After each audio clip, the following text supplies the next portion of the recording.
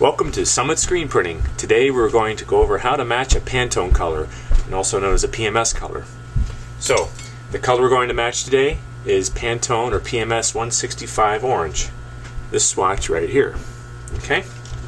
So, we're going to go to our fancy Unimatch formula guide, and in here under 165C, which is like for coated, it says 17.5% white, 52.5% yellow, and 30% orange. Okay, so we have our three inks here, our orange, white, and yellow, and I've already gone ahead and laid out what I think is the right amount for each. This is what I call the glug method, not using a scale here, but just kind of doing it with an ink knife, just a small ink knife, and I usually do each little dab is about 10% plus or minus. So based on that formula, this is what I have laid out, and 9 times out of 10 it comes out real close.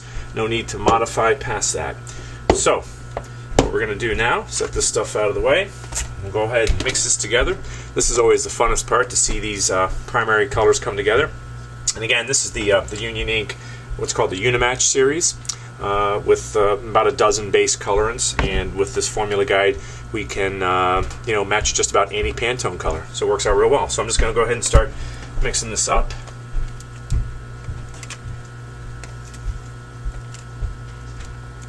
To see all the pretty colors.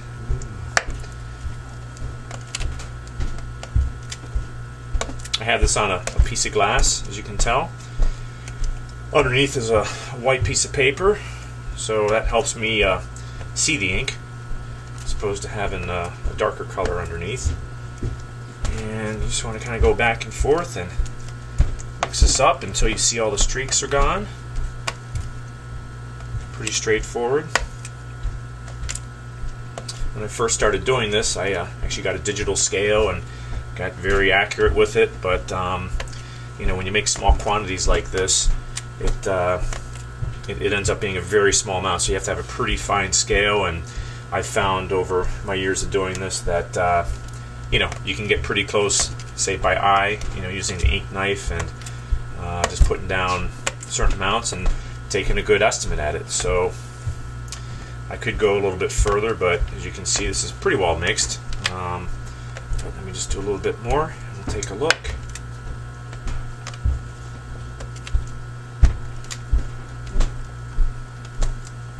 That's pretty good. So now we can take the Pantone book, take a quick look against it. It looks pretty close. Sometimes what I like to do too is just take a white piece of paper, a little bit with my finger, spread it on like that. Wipe the finger on my shirt. Nope, just kidding.